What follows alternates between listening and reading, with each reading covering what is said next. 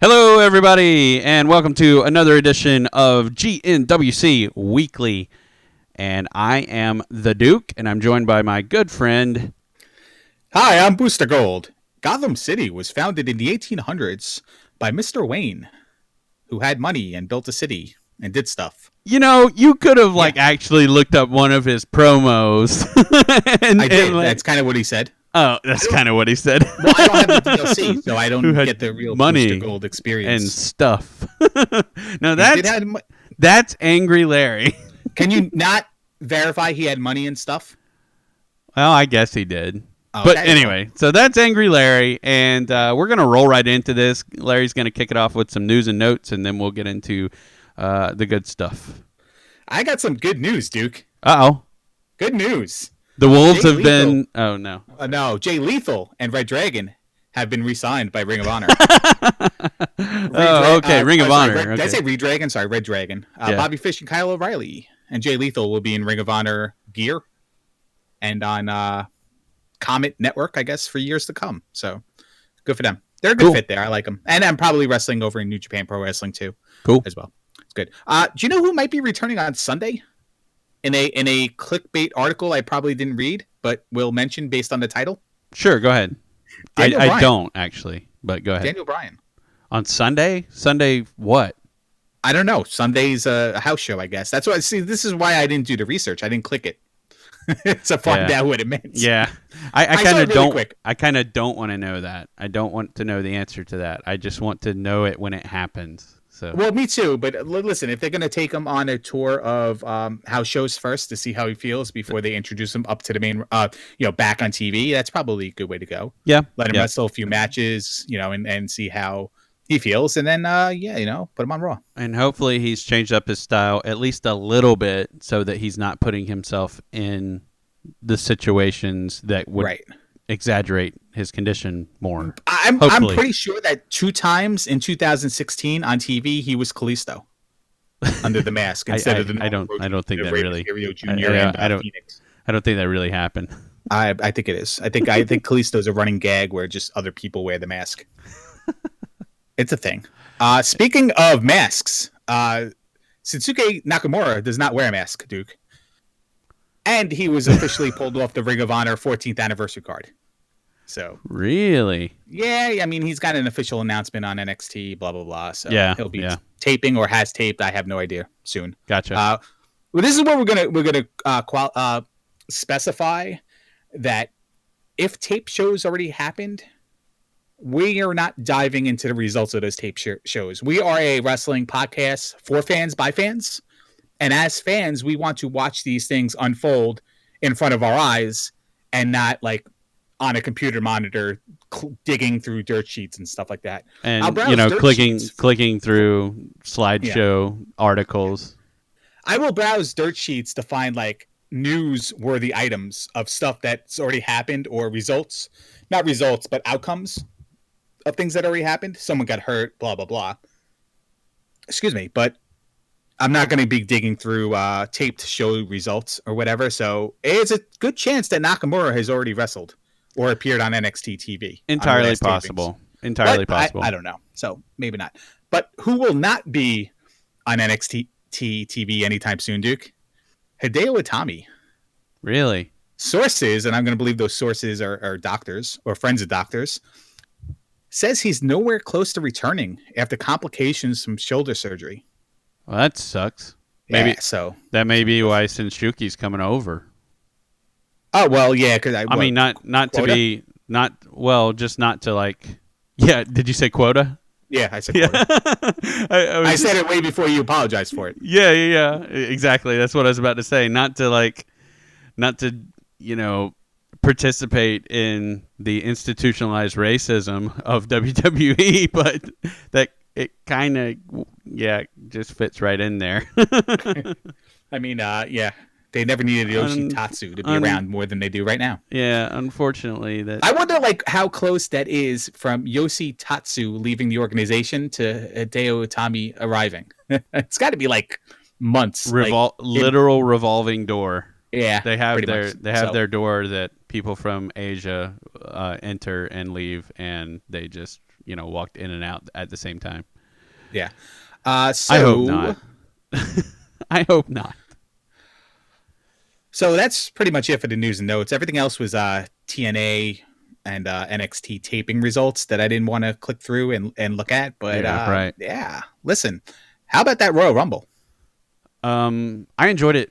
I enjoyed the show. I enjoyed the match. I enjoy. Yeah, like some of what you were worried about was completely valid and kind of was shown, but they obviously had a plan. Now, where we're going at this point, I like a lot of the directions we can go. There's a couple that I'm like, I don't think we really need to do that again, but we'll see. Yeah. But there's only like a little bit over a month, 2 months away? Just over 2 months away. I think they said 10 weeks. It's 10 weeks, yeah. I'm looking at the calendar now. It's the 28th of January, and it's like, the 3rd, the 4th of April, 3rd of April. Yeah. So we have all of February, all of March, and then a few days in between. A few days bookended. And we also have Fastlane. What's that? And we also have Fastlane. Well, that's what I'm saying. We have, there's so many different directions we can go, but there's no time. So we're probably going to get a very linear path. Yeah. From now until WrestleMania through Fastlane, which makes me nervous. Fastlane being the only junction. What? I said, which makes me nervous.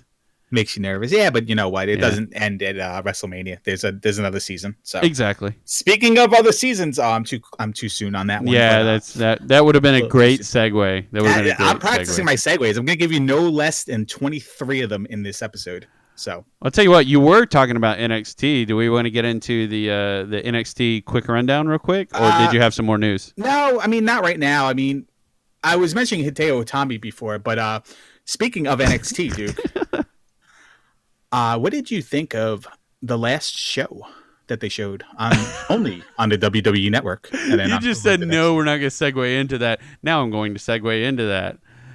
Yeah, no, I wasn't going to let you segue into it. I have 23 of them I have to do. Now it's like 20 even. So. Oh, okay. Fair enough. Okay. So I'm just going to do, this isn't like a recap, but Larry's going to laugh at me because it's basically a recap, but I'm going to be really quick about it. So we saw the return of a lady that Larry and I both enjoyed seeing in the Ladies Battle Royal, and that's Liv Morgan.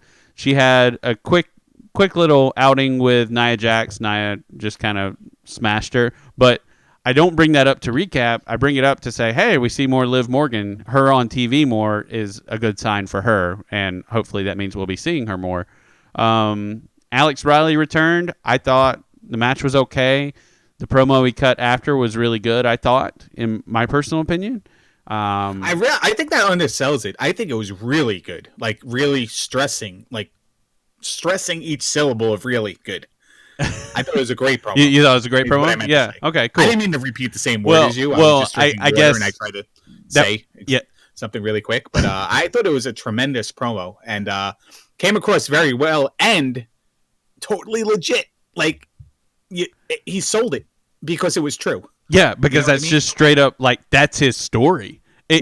Which is cool. That's when wrestling becomes more real, is when someone's just telling their story. That it's just like, you have overlooked me. You've told me I can't, that I'll never be the world heavyweight champ, and so I don't need to talk about, which that's, something I heard with an interview with him recently, which is kind of cool.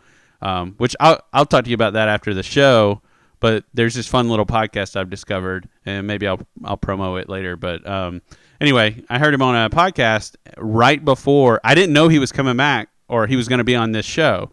And literally the night before, I listened to a podcast that I had downloaded like a week ago because I just wanted to hear what Alex Riley was talking about. And when the guys finally got to him, it was just like, oh, wow, that's cool. And then he played out everything that he was saying, that is just like, you keep putting me in this box, and I've had a couple of injuries now. So, yeah, that's on me. But I know I have a lot to give, and you're not even, you're not even talking about it. Well, it was interesting to hear him just kind of say that. It was kind of neat, and we'll move on. But I thought it was a great promo.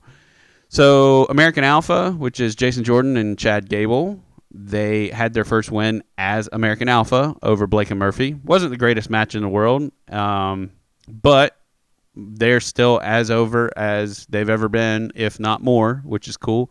We saw Elias Sampson in a squash match, and he's kind of weird. The crowd wasn't really into him, which was weird with all the build they've done.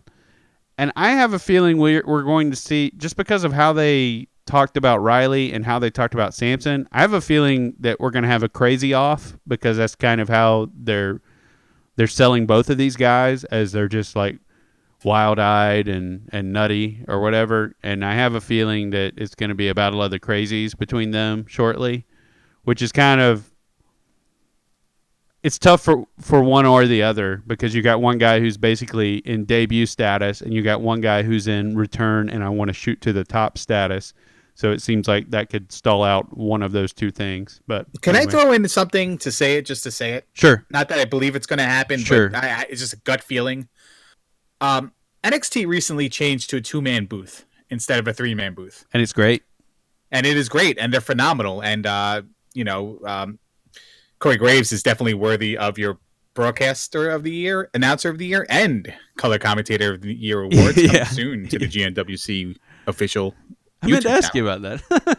The little complications with all the editing, but and computer problems, but we'll talk about that later. But sure. But the absolute thing that will not happen, but that's where my gut's taking me, is for some reason Corey Graves gets back in the ring and fights Sampson, because of all the ways he's talking about him.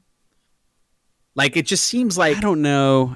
Listen, I don't know either, and it's not happening because Corey Graves has, had medical issues, and that's why he was forced to retire. But looking at the wrestling history and standpoint, Corey Graves plays that tweener heel announcer, but he flat out hates this guy. Like, when he talks, I know, it's really weird. And it just makes it seem like, oh, really? Like, this is setting up beautifully for Corey Graves to fight this guy. Well, Corey Graves can't fight anymore. Yeah, but Corey Graves is so much going to fight this guy, And it's really strange too, because it's like Graves is sort of, like you said, the tweener heel, and it's kind of weird because Sampson, he hasn't really been presented as much of a babyface, right? And so it's like, I mean, he's just sort of, especially with the whole crazy eyes thing they were doing this week. So it's like, I'm not really sure how that fits in. That's kind of weird. So anyway, but yeah, you're right. It's like that's happening, but it's not going to happen. It's not going to happen. If that was the payoff, it like they had their roots deeply invested in that storyline. You're sold if that's the payoff. Well, absolutely, because look how much he's been talking bad about him, and then look at other people, even guys he's supposed to hate. He's not trashing him that way. He's kind of praising him in certain other ways. Right. You know what I mean? But yeah. And then we had a screwball ending, sort of, which the next chapter of the number one contendership for the title has already been recorded and is probably reported all over the place. We're not going to talk about that here, so we're just going to skip over, where do we go from here on that match? But we can talk about that match real quick. What'd you think of the triple? It was threat? more of the ending that had me puzzled, because as a fan of NXT, this is something they haven't done. Right. So I don't know how to take this. I read into things too much as a wrestling fan to just sit back and enjoy it. To say they've never done it before. That's cool. That they finally had a real controversial ending. Right. And a ref that legitimately didn't know what to do, because you had Sami Zayn having the sharpshooter, was it, on one end, which and was then cool, a crossface by Samoa Joe on the other end of Baron Corbin, and Baron Corbin taps. So the match is over. Baron Corbin gave up, but who gets the win? Yeah. So logic dictates that you just restart the match with Baron Corbin eliminated and get a clear contender. But I think what's happening here is two things. One, NXT has never done the screw job ending before. But as a wrestling fan, I've seen the screw job ending or quote unquote screw job ending, because that's what it feels like when you don't have an official winner. I've never seen the double submission before done in NXT or anything that really ended in too much controversy. So there's that. So it is fresh in NXT. As a longtime wrestling fan, it's not fresh for me. So I see it and I'm kind of like, that's not really NXT. But then the other side of it, Duke, is they're really building towards a special in Dallas that I believe is in April, the first Friday in April. That might be April 1st or the last day in March. It's April 1st. Yep. April 1st. Okay. That's a lot of time in between. So you've got to have a lot of filler in between, and you can't go number one contender match and then 2 months until the actual payoff. Right. So if you throw a little bit of a wrinkle in there, far. now the next TV taping, you have to settle that. Then the TV taping after that, you can promote the big match, and then the TV taping after that is probably at or around the time of the next special. So I get it, and it was at a place for NXT, but again, there's already been a resolution for it, so there's not worth not much. Yeah, we're not gonna really speculate on it, but so here's my take on it. I liked the match. I thought the pacing was good, the emotion was good, the psychology was good. I didn't mind the screw job ending until there's this whole just keep milking the conversation and people just keep saying the same thing. Like the camera can hear everyone saying the same thing over and over and over again.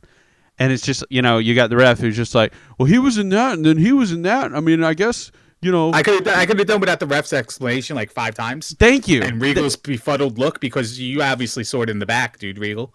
You know what happened. Yeah, thank you. But I like the wrestler selling it, like, but I was on him first. Right. Yeah, but I was the one who whatever torqued him or whatever. Right. Yeah, I like that. It was just like it felt.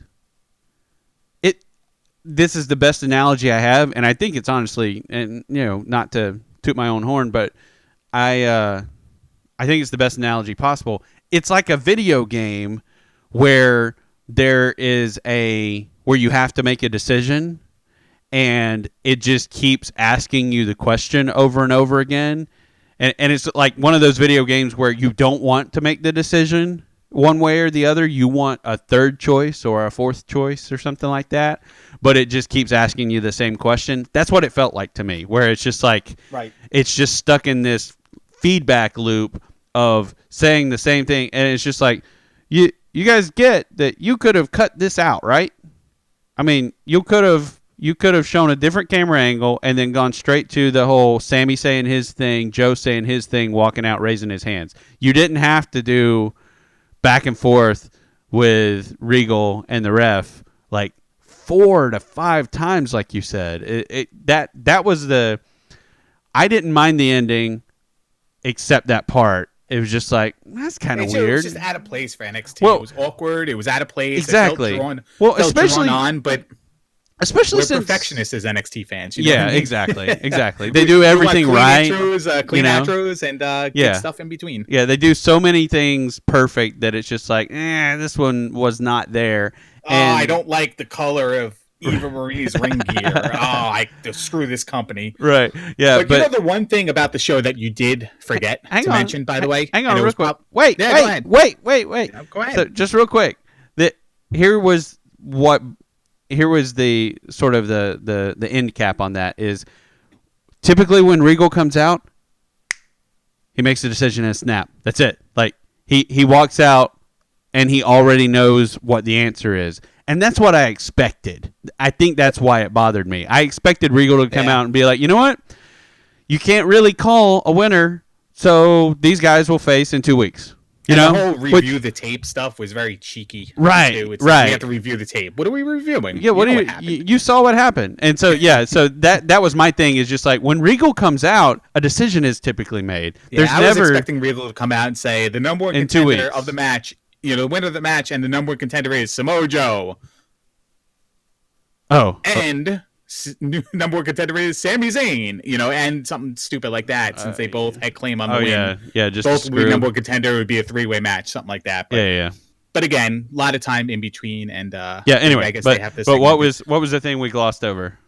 The thing you glossed over was the segment with Adam Brennan, the backstage reporter, and Alex. Dana Brooke. Alex. Dana Brooke.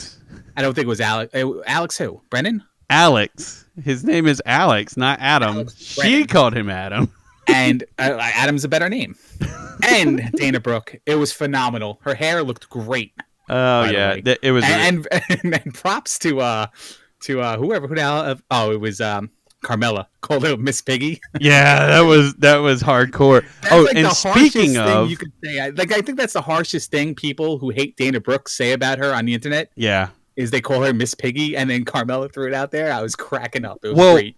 that whole promo with Carmella, and we'll just roll right into that one. That whole promo with Carmella and Enzo and Cass, that was all like internet fueled hatred toward people. You know, it was calling Dana Brooke Miss Piggy, talking about how Dash and Dawson, are fat or whatever. It's like that's all internet hate. Like that's straight up. It's like they just took it off, and man, they turned it up to 11. That was a crazy good promo. I have a little bit of a shoot on Enzo Amore, and I like the guy.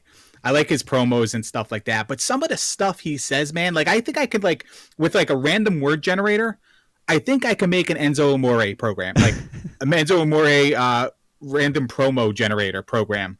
Well, you should do it. Special words. He's like, I have no apples, but you have no oranges. It's like, okay, what? What?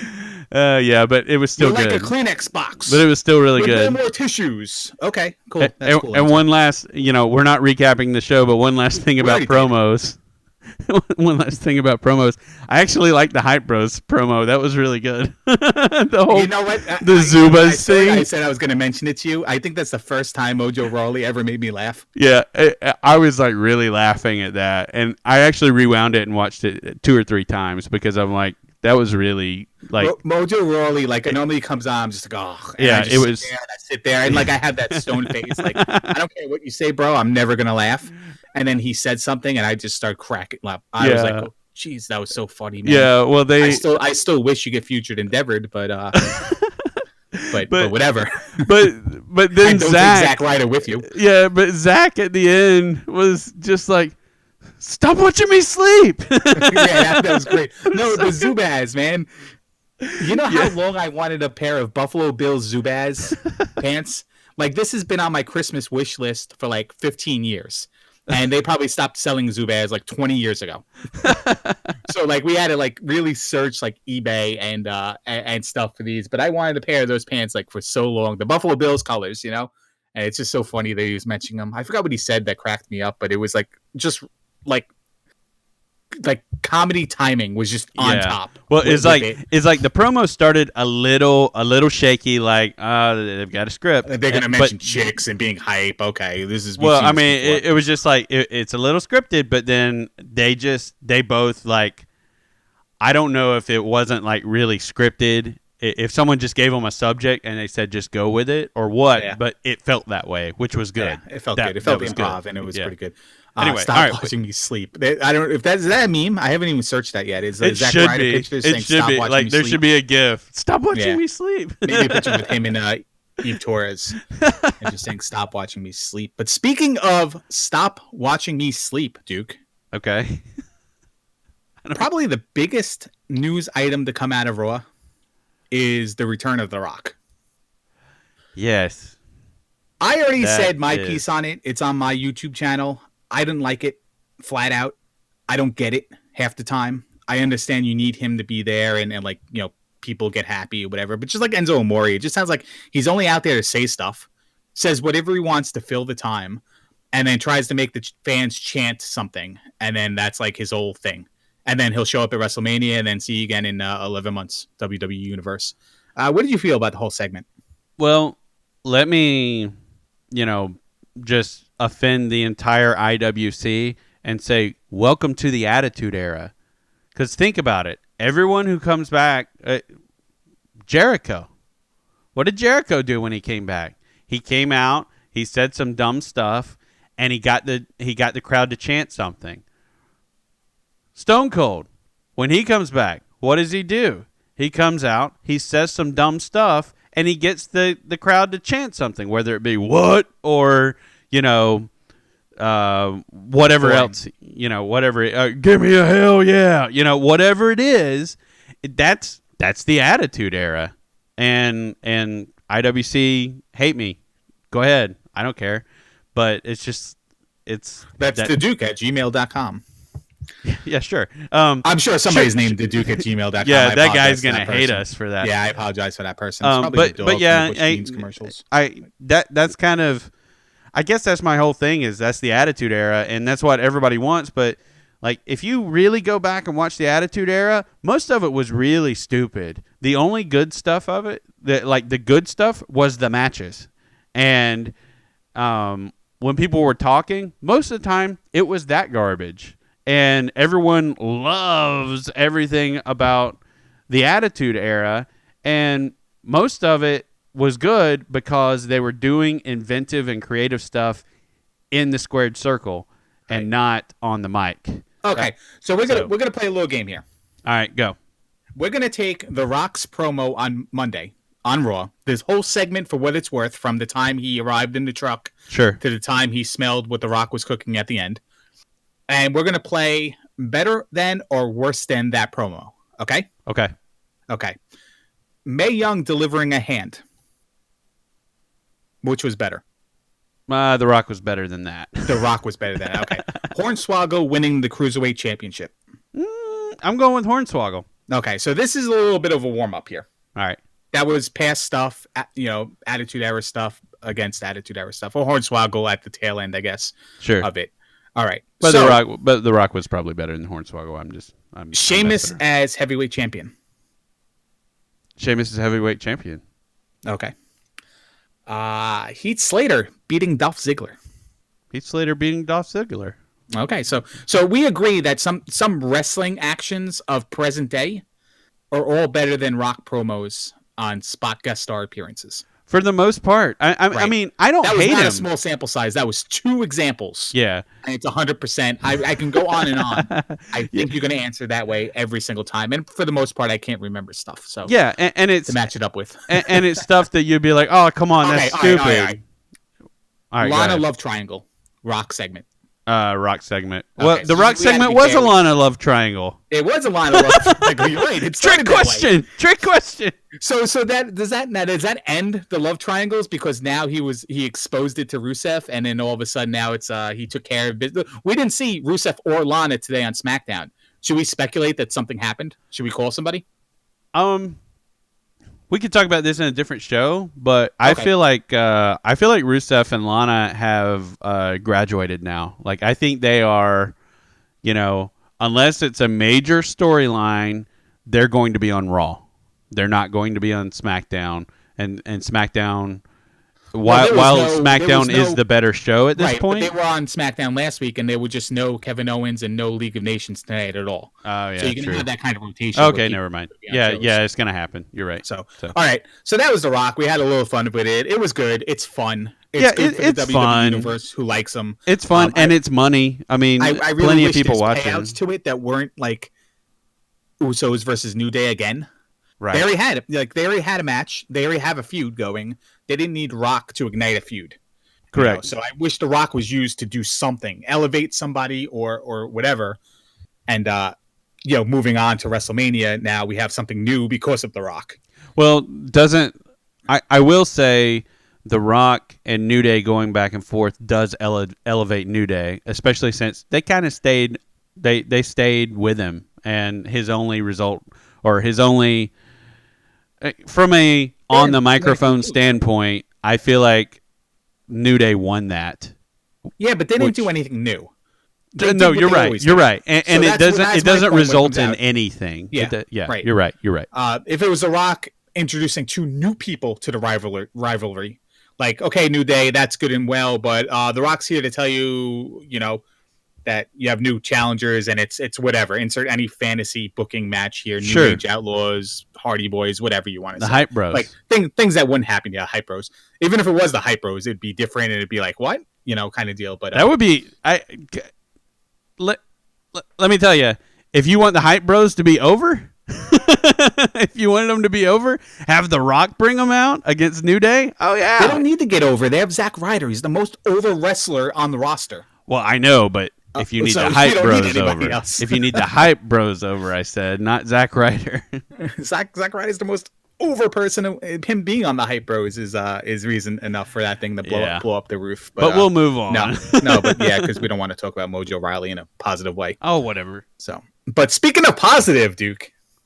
The main event, well, not the main event, but after the main event of Raw, Stephanie McMahon came out and announced the main event for Fastlane, in which the number one contendership will be awarded to the winner and thus face Triple H at WrestleMania in Texas.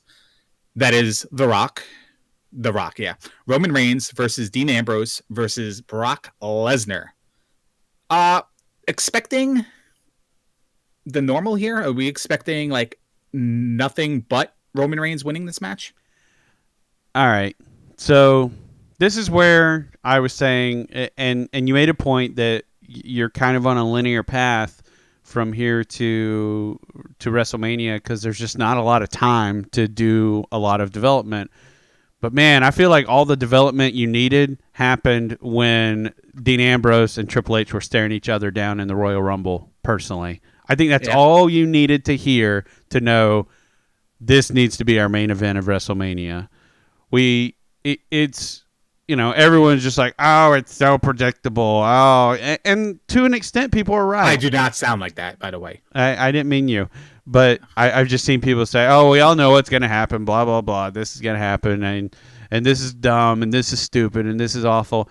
And I'm just like, I'm holding out. Like me playing Marvel Heroes. I'm holding out hope. Yeah, I saw that. I'm holding out hope that they turn this a little bit to the north, and we move toward true north, and we say, you know what? It is Dean Ambrose time. The thing that everyone's complaining about being really predictable is that you end up taking Brock out of that match with the Wyatts. Right. Which, I mean, completely makes sense because out of the three of them, who has not had a feud with the Wyatts? Brock Lesnar. Like an official feud with the Wyatts. Roman Reigns has. Dean Ambrose has had an extended feud with Bray. So guess whose turn it is? And, I mean, that'll be great for Bray Wyatt. Which I hope it's Bray Wyatt versus... Lost to the lost column. Well, we'll see. Maybe one day we'll keep. Well, he's like the only person in the world that can lose like every feud in the world and still be like a main event player. I know, and it's one of those things where it's just like, I mean, but Brock Lesnar puts him over. It's just like, don't see that happening unless you had something really insurmountable, which we can talk more about that later, but that's obviously going to be the WrestleMania match, so Lesnar's out of the fight. So it's going to be Reigns versus Ambrose in the triple threat at some point. Do they do what, in my opinion, is the right thing and give Ambrose the win? That's my opinion. I feel like that's what needs to happen, especially after everyone's... Because this is what happens. If you take this all the way to... If you take this to WrestleMania and once again Roman's, in the title picture in the main event again, and he's, now he's what, a 2-time champion? He'll be a 3-time champion if he wins at WrestleMania. If he won it at WrestleMania, he would be a 3-time champion. But if it's Reigns versus Triple H, and it's just a straight match, and there's no kind of anything, and Reigns wins, I think you've got 100. You keep trying to book 100,000 people into this thing. You've got 100,000 people booing. Not really, but you're going really, to. But you're going to hear the boos over the cheers. I promise you. You always like to throw the term hipster, trendy, kind of into conversations. Hardcore. I'm going to say that because that's who's at WrestleMania is your hardcore fans. Sorry, go ahead. Roman Reigns is now the wrestler. Like they did that Hateful Eight list, like wrestlers that you love to hate. I think he's like a wrestler you love to want to hate. Like it's at the drop of the hat, you want to boo this guy and then jump on the booing train. Well, and they didn't do him any favors you're waiting for people to start booing, and then everyone's going to start booing. Well, and they didn't do him any favors in the Rumble. I was on board with it, but to an extent. but I understand people's complaints about what they did with him in the Rumble. You know, would you see that with any other? Like, why did they? Like, I heard someone make a really good point or say it a really good way, and that was they keep wrapping Roman in bubble wrap. Like they want to protect him from everything, and it's just like that's what they did in the Rumble. Why? Like any other babyface, like say take Cena for example, which Reigns is basically your Cena at the moment as far as like showing up for public relations type stuff. He's taken the place of Cena. Okay, well when there's a big fight on the line, does Cena disappear from the match for 30 minutes? Yeah. I hate the whole injured during a match storyline. Yeah, you hate that in general. It's happened too. Right. It's happened in Royal Rumbles before, in regular tag team matches and stuff, where a guy gets carted off, guy comes back limping, guy leaves in an ambulance, guy comes back in the ambulance driving it. I hate the story. I hate that stuff. That gave it a reason. Why couldn't Roman Reigns just get beat up and just be in the corner of the ring the whole time? Like, unless he was getting an IV in the back and rehydrating. I mean, or why couldn't there's a couple of things that you could have done almost the exact same thing and it would have fixed it. And like one thing is you show number one, he doesn't walk out. He walked out. They put him on the thing for like the littlest bit and put him off, and that's fine. If you want to build a character and say like he's got too much pride to be stretchered out, then do it. Show it on camera. Show him getting off. Show him walking back. Have an announcer say that. Yeah. Don't show him continuously walking. Cut to it. He's like trying to sit on the gurney, and then next thing you know, he's walking again. It's like, well, okay, well, obviously he's not hurt that bad. But that's the thing is like he walked out. Like he didn't get carted out. He didn't get. Like people weren't brawling with him and taking him to the back. He walked out. Yeah. He didn't go down with the ship as the captain. He took the easy way out. He went to the back. Right. So let's go to the back. He took a break. Okay, let's go to the back. He took a break. So you very easily, all you had to do was keep him on the stretcher. And then in the back, you show the League of Nations just start wailing on him. You show them like do it. I mean, literal like 30-second spot of the League of Nations, just throwing the paramedics all over the place, and they just start wailing on Roman. And then, and I kind of got this idea from someone else, from Brian Alvarez from the Wrestling Observer, but like I saw it play out in my head as he was sort of like he just sort of hinted at something like that, and I'm like, man, how easy would it be when Sheamus comes out? He comes out like dragging Roman, like and just like laughing about it or whatever. And so now you've actually got some sympathy for him, right? And so because they've shown him get beat up, they've shown him like be incapacitated and then beat up as he was incapacitated. So or even more simple, just have him get beat up. Have him lay ringside, and when Sheamus comes out, all of a sudden you're forgetting about Roman Reigns, and all of a sudden he pops up spear right on the ramp. Well, throws Sheamus in the ring, and then now everyone's back. Well, that's kind of what I was saying. Yeah, that's where I was going with it. But I guess my point was it sells the League of Nations as something more dominant, and then it shows Roman overcoming when Sheamus is bringing him down the ring. Or down to the ring when his number is called, and he just leaves him on the ramp, and Sheamus just stands there, and he sits there and laughs for a little bit, and then all of a sudden you see something stirring in the background, and Roman does his big ooh-ah, and just spears him on the ramp. Because let's be honest, some of the best spots that Roman has had is when he spears somebody off the ramp because it looks amazing. Right. He did it to show. He's done it to other people. He's probably done it to Sheamus at some point, but he does that, and then Sheamus maybe makes it to maybe he picks up Sheamus, throws him in the ring, whatever. Who cares at that point? Then he's overcome something. But as it stands, they gave him a break, and a lot of people complain about it, and that's valid. Now, I like how everything ended up, but why should we just the psychology of it all? Why should anyone want Reigns to win? He was great on SmackDown tonight, don't get me wrong, but why should anyone want him to win at this point? And I just don't think they can build the right story in such a. It feels very close to what happened last year. That they're going to try to build this story of him trying to overcome the authority all over again, and it's just not. I think they are. I think they're going to do it. I'm going to play the whole basic wrestling card right now and say that Roman Reigns wins this match. He fights Triple H at WrestleMania, but after winning this match, he's got to fight through a series of challenges to keep his number one contendership because the authority is not going to be happy that he won the match. And that's going to include like a beat the clock challenge. It's going to include like a gauntlet match. It's going to include like a battle royal. Like there will be like certain gimmick matches in between on Raw and SmackDown that Roman Reigns has to win to keep his number one contendership spot. But at haven't WrestleMania. we seen that? I know, but listen, we've seen everything in wrestling. Yeah, but we've seen it recently. We've seen it in the past year. Listen, it's going to happen. You know it is.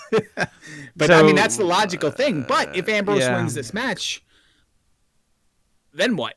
Well, if Ambrose wins, they do the same with him, and then one night they do the same with him, which is okay because it's a little different. And then Roman Reigns costs him the match at WrestleMania, and him and Triple H go party. Well, what I was going to say, and then one night someone makes him put it strong. Go ahead. And then one night someone makes him put his title on the line, like he puts like that's the authority says, you know what, you've really pulled this off. You've really put all this together. You know, it's been impressive so far. Let's see how well you do when we add just a little bit of pressure. When maybe we turn up the heat a little bit. Tonight your title's on the line, and he's going to lose the title. And so you have a guy lose, and then that's, what he has to overcome, the fact that, wow, I just lost the title and now I'm in this main event, but he comes in as the sympathetic underdog at that point, which is what you need. And I don't think Dean Ambrose will ever be sympathetic or underdog. I think he's going to be fan favorite is the only way to describe him when he's into a match. You could basically have him and Renee break up on live TV, have him tear his heart out, have her start dating Vince McMahon on camera, whatever you have to do. And I still think Dean Ambrose doesn't get sympathy. I think he's just outright too much of a favorite to play that role. You're probably right. But whereas anyway. Roman Reigns, they want him to have that sympathy because he doesn't have that fan favorite status like Dean Ambrose does and other stars of the past. And that's why they're continuing to force this Roman versus all, one versus all, and crap. And what's funny is I don't mind Reigns as champ if they'll stop over-scripting him. Reigns is like 8 feet tall and probably could punch a hole in the cinder block. Yeah, he's a great champ. Like this? He's a great champ. Why does he have to be an underdog? Like, he should be a monster. He should be a force to be reckoned with. But that's not how he's being booked. He's being booked as like you said. They keep trying to play the sympathy card with him, and it doesn't make sense. And just put Kalisto's mask on him right now because that's how he's being booked. Every match is an overcoming odds, overcoming this, overcoming that, and whatever. But we'll get off of that. And Speaking of overcoming stuff, though, Duke. All right, go ahead. All right, so on SmackDown today, Natalya lost a match to Charlotte, tapped out to the figure 8. After the match, Charlotte beat her up again, and Becky Lynch came and made the save. Cool. No Sasha Banks. Yeah. At the Royal Rumble, Charlotte beat Becky Lynch. And that was it. But it was on Raw. Wait, when did Sasha come out? At Royal Rumble? Yeah, right? She came out at Royal Rumble, and then then Charlotte got her revenge on Raw, is what happened. Yeah, broke up the match with Sasha and Becky Lynch. That's why I got Becky confused. and Sasha, right. So they've been building this, like, we just introduced Sasha Banks into the picture, but we haven't removed Becky Lynch from the picture yet. So it seems like 3 people are in the mix for the Divas title, and then no Sasha Banks tonight. So and really quick, we can expand more on this next week when we see another 2 programs at WWE TV to see where they're actually going to go. Right. Is this going to be a triple threat match at Fastlane as well as the main event? What if it's a 4-way? What if you bring the veteran back in? Because she's only going to make them look good. Oh, Natalia. Yeah, Natalia would But make. she had such a quick piece of the puzzle today, and she took a powder right after Becky got there. So it's not like she was still laying in the ring and Becky was defending her honor. Well, and also let me beg off on this, but I totally missed that segment. Right.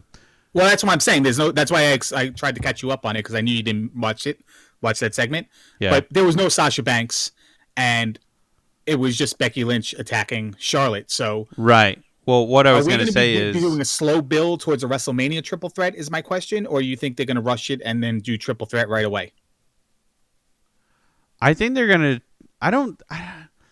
As much as I'd like to see the triple threat, well, see, I don't know. I don't know if I'd like to see a triple threat at WrestleMania or not. I mean, I think that would be good, and that would be pretty awesome. Listen, the Divas are only getting one spot on a 4-hour pay-per-view. Right. And they're probably going to throw as many girls into that spot as they can. So it's probably going to be a 3 or 4-way match. 3 or 4. It could be. Yeah, could be. Last year it was a like a battle royal, right? Or a 3-way match last year? It was a tag team. It was tag team? Okay, and the year before that it was the Divas like battle royal for AJ's title. Right. I think. Yeah, it was tag team last year. That was Paige and AJ versus the Bellas last year. Yeah. Okay. Yeah. So, AJ, by the way, is the only one capable of breaking the Undertaker's current WrestleMania undefeated streak. She's at 2-0. By the way, that's a little bit of trivia. Oh, okay. You. Well, good. Not the trivia question I was going to ask you, but well, good. We haven't segued that way yet. All right. Well, real quick. Yeah. Let me see a couple things on my list. Oh, one more thing on SmackDown, and then we'll move on to something else. That actually still involves SmackDown to an extent, but highlight reel was really, really good. Like highlight reel, Chris Jericho's talk show. I dare say that was the best like talk show segment I've ever seen on wrestling that I can remember, at least in recent memory. It was good. Ambrose was phenomenal. Ambrose was great, and Reigns was good because they were all well, and Jericho was great. They were all natural. And Bray Wyatt. Yeah, Bray Wyatt. Well, that was part of what made Reigns so good, because Reigns stopped him and says, "You're doing it again." You're doing it again. You're doing it again. That was good. That was really good. See, that's why I'm like so lifelike, because my father says to me all the time, I have no idea what this guy talks about. Yeah. That's what he says. Every time Bray Wyatt has a mic, I have no idea what this guy says. I know. And that was so good. And that was so relevant. That's what people say all the time, you know? And it's just like, you're doing it again. They say it because it's true. Yeah, exactly. And he knows it's true. He does it on purpose. Whoo. But yeah, I thought that was great. But the highlight reel was... I wrote that down too. Shame.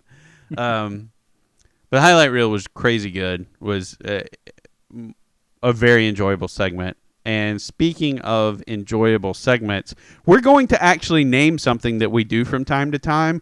And maybe I'll throw a graphic on the screen. Maybe I'll be lazy and not do it. Probably the latter. But we're going to name this segment Pop Quiz, because Larry always likes to like try to drill me on stuff. Yes. and see how I answer things. And I'm going to start, and then I'm going to let Larry do one too. But for this week's pop quiz, Larry, name what you would consider the most protected move. I'm buzzing. The most protected move in wrestling right now. We'll just say in WWE. Most protected move in WWE right now. Yep. Wow, that's pretty hard. I'm trying to think of everyone's finishers and who does similar moves that they wouldn't allow him to do. I was really thinking it was going to be the Styles Clash, but we finally saw that today. You know what? I'm just going to go basic here, and I'm going to say the DDT. No, it was Styles Clash. Was it Styles Clash? Okay. Yeah, so they did use it, but... Yeah, they did use it. Yeah, and that's why I said it still relates to SmackDown. They did use it on SmackDown. However... And it won, right? So you know, it's still protected in that regard in being, you know, an actual finisher. But holy crap, I've never seen people flail around to get out of a move like Styles Clash. Oh yeah, and I've never seen a move mentioned and almost done like 7 times in the Royal Rumble and then like once on Raw. I know. I was just like, it's never been seen on WWE holy TV crap before. Well, and the announcers going, they're going for the Styles Clash. Why? Like, I've never seen AJ Styles before. He's a new guy. How Yeah. do you know his move? Yeah, exactly. Well, it's like the announcers are selling it hard, and the competition is selling it hard because they're like, no, I know this will kill me. It's just like this is going to destroy my career if this move happens to me, and so they're doing whatever they can to not be put in Styles Clash. And then it did actually happen on SmackDown tonight because, he was in the ring with Curtis Axel, which, by the way, that was a good match. It was a good match. He's very underrated. Yep. Okay, listen. I'm a fan of trivia. You know that. I love Jeopardy. Sure. I've been studying to get on Jeopardy in 2017. And by that, I mean I have an almanac in the bathroom. Fantastic. Yeah, well, it's a thing. But I also like puzzles and brain twisters and like impossible questions and stuff like that. And one of the most impossible questions that people normally ask, especially living in my state of New York, giving away the answer is, what's the only state in the United States that ends with K? And for some reason, people in New York can't answer that question because they don't think about the state they live in. Yeah. They just start naming all the other states in their mind. Right. So things like that. Someone asked me that question. I did it in like a second. They're like, no one ever says that. I'm like, well, no one's ever me. So here's like an impossible sort of brain twisting question for you. Other than John Cena, who was the last U.S. champion to actually reside from the U.S.? Now that I say it, I think you're going to get it. No, hang on. I think I know the answer. Hang on. Oh, it was it was Zack Ryder, wasn't it? Was it Seth Rollins? Zack Ryder. Seth Rollins. Oh crap! I didn't think about that. Exactly. That's tricky. That's tricky.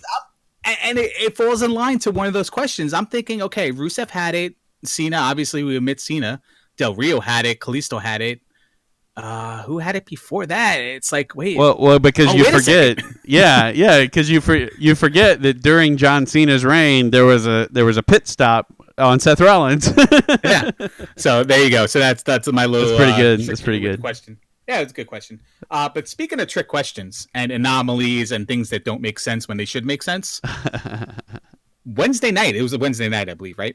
Yep. Was the premiere of season 2 of Lucha Underground on the El Rey network. And Larry hated it. Larry hated it. But why did Larry hate it? We'll find out why. But let's find out why Duke probably loved it. I really liked it. I wanted to say it was like the seventh best wrestling TV show in North America has re-debuted. But I didn't say that. But 7th best. Go ahead. I thought it was good. I thought the wrestling was good. I'm counting OVW TV, by the way, as being better. That's ridiculous. Will you stop interrupting me? I liked it, and I liked the backstage stuff, and I like that. Like, I think a lot of wrestling purists look at the backstage stuff and say they're just not taking the product seriously. I think they're taking it more seriously than most people, and they're saying there is a story here that we want to tell, and I just threw a pen.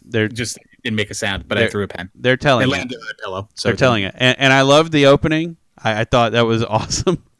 I thought it was great that the announcers are actually like, because the announcers if you don't watch Lucha Underground, number one, you should. But number two, if you don't watch Lucha Underground, you won't know that the announcers are normally like completely oblivious to these, movie-like backstage story segments that happen. They don't, like, even in this particular show, there was something that happened in a backstage segment that the announcers didn't know about, even though the announcers were talking about it after you saw the story segment. So, the announcers are typically in the dark on, the whole telenovela. That's the first word on my notes right now. It's telenovela. Sort of, soap opera type storyline or supernatural soap opera going on in the background. Okay, so they're normally completely divorced from it. Well, at least at the beginning of the show, they weren't. And I thought that was kind of cool. And I thought it was an interesting way to recap what happened with a certain character who actually is one of your announcers as well. And I liked it. I thought the announcing was great. I think it's hilarious when the first words that one announcer says to another at the desk is, "I love you." I've never seen that happen in wrestling, but anything can happen when Vampiro's on the mic. So I thought that was funny, and I thought the matches were good, and I think it's interesting that that what is essentially their Money in the Bank briefcase is actually a title, and it's a title that you can wrestle for. So you can have the Money in the Bank type match where people have to be involved in that match to win that title, or you actually have to defend the title itself. So it's sort of a twist. That's kind of, I thought it was kind of interesting, an interesting way to do it. That they introduced that in season 1, and then there's then there's this new twist on it where, well, it's actually a title. I mean, it is a belt after all. So someone had to defend it, and I'll let you find out what the results of that were. But it was good. If you haven't watched Lucha Underground yet and you're listening to this show, number one, that's surprising. But number two, you should watch Lucha Underground. I like it. We're going to put names to matches next week, but we'll give you a 1 week grace period on not giving the results away. Sure. But so you can kind of catch up and maybe next week we are going to name season 1. Names to matches, and we won't be recapping it, but we'll probably mention. We'll just talk about the guys. On the show, recapping it. So right, yeah. Duke, let me throw some things out here first. Okay, I have 2 more things to say at the end. Well, you can say them now. Then go ahead. No, I'll let you say your. I mean, they'll be really quick. So they never are. Come on. It really will be. It's too telenovela for me. And here's the only comparison I can make to it. If you're a baseball fan, and then you watch like a baseball movie, like it just bothers you. Like the way they cut the show together, the angles and all that. It's not a purist baseball product. The camera is not dead center in center field. And it's the best way I can describe it. It's a drama with wrestling, and it's not a wrestling product that contains drama. It's an enigma. It's an entity all to itself. It's on an island, even though they cross over with AAA and even reference titles back and forth and stuff like that. I love the concept of the show, how it's an underground fight club that's open to any wrestler that wants to come into the arena or the temple. I hate the fact that we have people backstage disappearing, kidnapping other people. My man B-Boy was killed off last season. Bale. He was killed. The owner of the company threw him into a cage with his brother, who's somehow like a werewolf or whatever he is, and he killed him. Like, really? This is wrestling, dude. This is why. Like, I can't have this in my wrestling. It's too out there. They could have done such a great job if they tightened it up, and they did create storylines that made legitimate sense in like the realm of realism instead of fantasy. But I don't like that direction of the product. I don't like where they're taking that. And I really wished it was more classic in a sense, but with better movie storylines. It could have been, I guess, is what I'm trying to say. But, the whole disappearing people and like with aliens last year, I don't even know what the hell those things were. Demons, and I don't understand. But it's got good wrestling to it. It's got good announcing. Hey, listen, it's another wrestling product. So if you want to like ignore the other stuff or just make fun of it, like I'm going to be doing every week, it's more things to watch, and it's fun. And it had some good elements to it this week, even in the backstage stuff, like the segment Duke was hinting about. We'll talk about it next week if it's more relevant then. But it was pretty good. I don't know. I'll watch it every week. I just can't get over the unrealistic stuff that they do and try to pull off backstage, and just like it's like no big deal. Someone just disappeared. Oh, well, it's like no big deal. People disappear all the time. I like it. I like it. They didn't even do a Batman where the person turned around and then turned back and the camera cut and like the person disappeared. It was just like flash right in front of your eyes, disappeared. I like it. I think it's could be that I'm a fan of the show Supernatural and I kind of like sci-fi type stuff. So I'm okay with it. I like that it's like, well, to me, and maybe it's just that, and it's not like I've followed Lucha Libre religiously or even at all, but Lucha Libre, this I feel like this illustrates Lucha Libre as it exists in Mexican culture because it is superheroes and it is, whatever. Someone came from space. Someone's a dragon. Someone's this. Someone's that. It is that stuff. Like they sell it as this is part of our culture. This guy, this guy's mantle was passed to this other guy, so on and so forth. And to me, I feel like that's what they're selling is that this is the story that you don't get when it's just inside the squared circle. We're going to show you sort of the fantastic element of these backstories. I mean, you hear crap like that in wrestling all the time. You just don't have someone putting it on screen. And people like it's sort of, in some eras it's been tongue in cheek. In some eras it's been like very like the Attitude Era. Let's bring that up again. There were tons of stuff in the Attitude Era that they kept selling to us. Things like Mankind and so on and so forth that were like, and The Undertaker and Kane and all the stuff they did. It was the same kind of stuff. It just wasn't shot like a movie.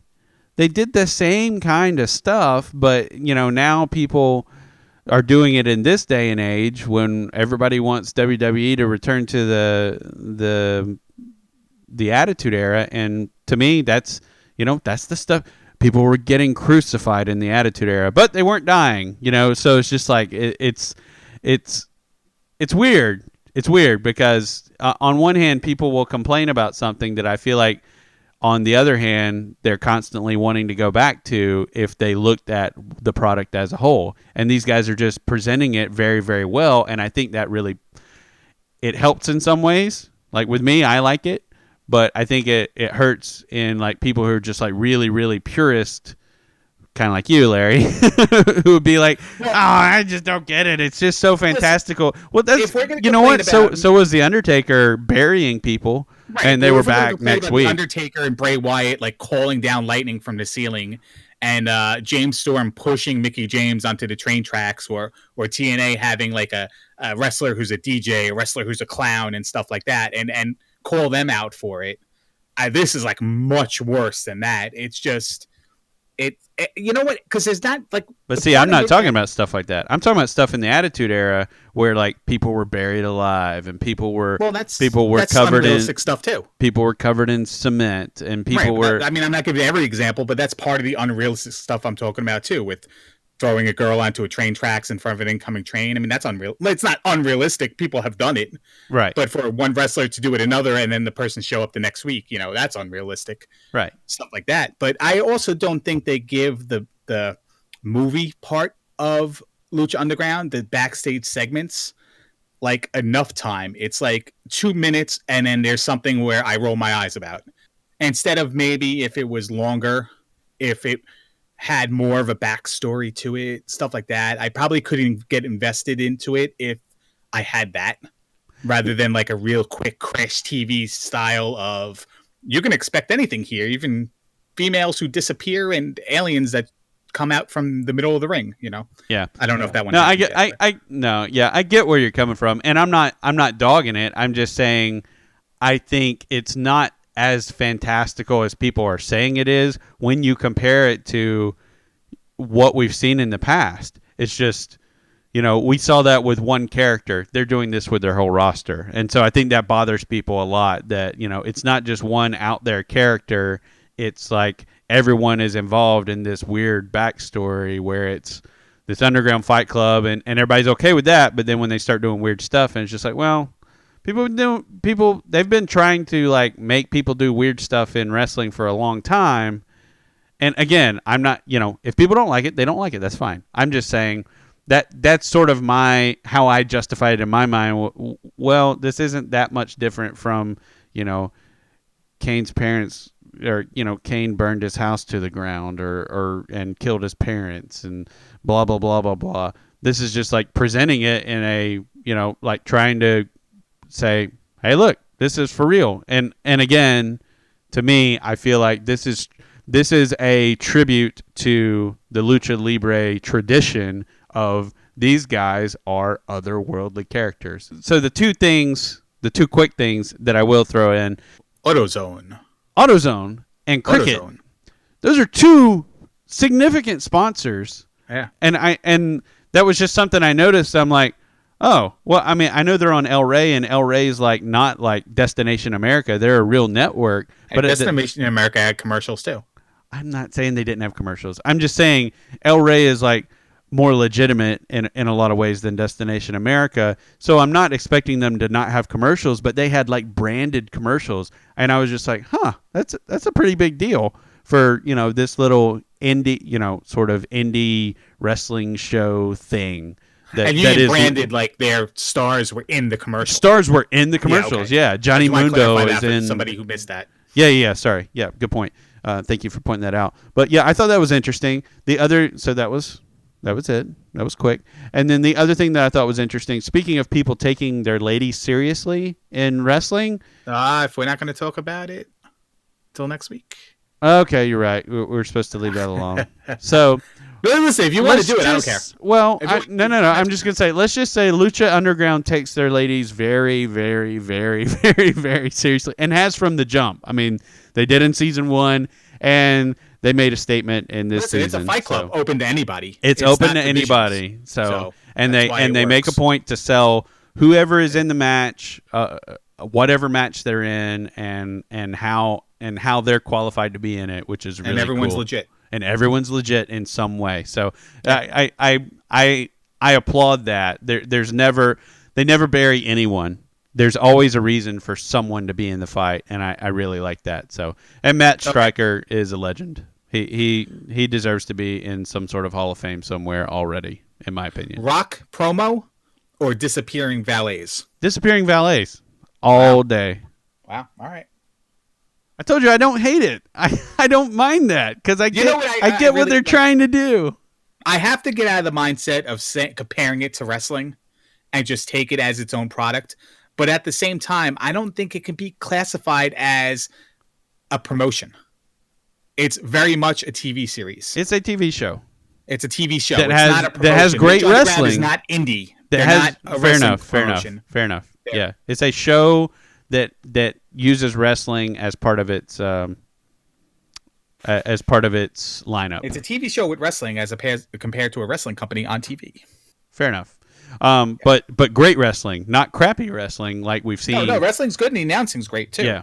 So, but that's why I love and hate it, because I love that part of it, and I just wish the other part didn't exist, so it could be like better. But just keep this in mind, Larry.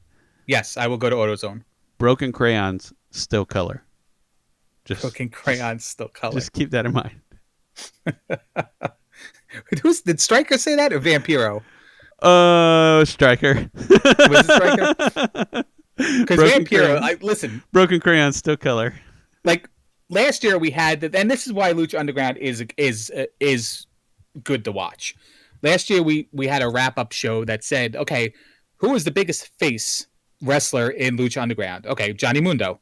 Who is the biggest heel in Lucha Underground? Well, Johnny Mundo. Second half Johnny Mundo. and like we had that sort of turn with Johnny Mundo, and he was the best at what he did in both halves. Right. But then it was like, who's the worst announcer in the world? Vampiro. Who's the best announcer in the world? Vampiro. Yeah. Like the guy's amazing. He could say anything, and it's great. Yeah. Well, so we hated him. Yeah. Well, what was funny is like it was actually in that little story segment they had, like I said, with the announcers. It's just like, what's gonna happen? And they kept hinting back to it toward the end of this episode for other reasons. Which again, you kind of got to watch things. You want to binge watch if you're paying attention to our show, and you haven't watched season 1. Watch season 1, and then the opening of of season 2, you're gonna be like, holy freaking crap! Why was Stryker's car covered? That's all I want to know. Okay, I'm on board with you. I don't understand that. Like right away, like within the first 30 seconds of the opening of the show, I'm just like, I just spotted 7 unrealistic things, and not one of them. Well, that was my thing. I'm just like being covered. Yeah, I'm just like I don't get, like, you're waiting for this person. Someone just dropped him off somewhere, and you're picking him up. So your thought was, well, I'm in the desert. I really like my car. Let me cover it up with like a king size bed sheet too. Yeah, and then Vampiro just rips it off and just kind of tossed it like littered. Yeah, I get that you wanted. I didn't see him shake it out, fold it up, put it in the trunk. I get that you wanted to reveal the Vamp Mobile or whatever that was, but was that the Vamp? I didn't even like. I think it was. I'm like, what is it? An El Camino? It's probably an El Camino. It looks like an El Camino. Because it had the spiked wheels and it was on hydraulics and stuff like that. But you've got this whole thing. They can't even pick someone up in the car correctly. Oh, shut up. But anyway, I noticed that too. I'm like, who does that? Who drives somewhere to go pick someone up and says, you know what? I'm gonna this was me like trying to justify it to myself. I'm like, well, he is in the desert, and maybe that's what people do in the desert. I don't live in the desert. I don't know how people are. Nah, that's stupid. I'm pretty sure you're not driving on dirt roads if you have that kind of car. I'm like, nah, that's stupid. I really want to love this wrestling program, so I'm going to justify using the car cover. Yeah. I'm not gonna explain away everything, but that was how I was just like, huh? Is that? I almost wondered if it was maybe a reference to something, like maybe some sort of inside joke, which it probably was. You know what? It's probably like the world's most famous movie they made a reference to, and like the scene was like, and we don't know, scripted, and we just like went right over our heads. Yeah, it's entirely possible. Yeah, probably entirely possible. Yeah, so because El Rey is all about, like, El Rey as a network, they're all about like being like trendy and like being throwback and nostalgic about stuff. Like that's kind of like their bag. They're really into like really buying into whatever they're throwing back to. So it's entirely possible that El Rey's like, could you do this for us? So anyway, but that's all we got to say about Lucha Underground, which was a lot. But hey, I kept my short segment short for what it's worth. You have a 1 week grace period. Next week we will be talking about results, speculation, and stuff like that. If it's relevant, if it's not relevant, then we're probably not going to force ourselves to talk about it. Yep. Just like if it was NXT, just like if it was TNA. By the way, Matt Hardy's TNA World Champion. We didn't mention that last week. And Matt Hardy's champion now? Yeah, he's champion. In an episode I have not watched yet, Matt Hardy won the championship match. Why are they hot potatoing it? I don't understand. Career versus title thing. So, but I'm kind of curious of how Ethan Carter lost, because I think Matt Hardy turned heel. So I wonder if they flipped the switch, if they did a double turn. Now Ethan Carter is considered face, or Matt Hardy's just more of a heel. So we'll see. I'll watch the episode tomorrow and I'll report back next week. Sure, sounds good. Yeah. All right, cool, man. Well, right. I've covered all my notes. Did you get all your hot topics done? It's a couple of years, like in like 2011, 2012 stuff I haven't covered yet, but we can use that for another show. Yeah, sure. You make a good point. That like that OVW would stuff. That would be great for another show, possibly one that never gets recorded. But anyway, with that, recorded myself. We're going to. I have your password. Stop it. We're gonna shut this mother down. Shame. We're gonna shut this mother down. I am the Duke. Good morning, good afternoon, good evening, whatever it is for you. Love ya. Peace out. Oh wait, Duke. What you got? Get off my computer.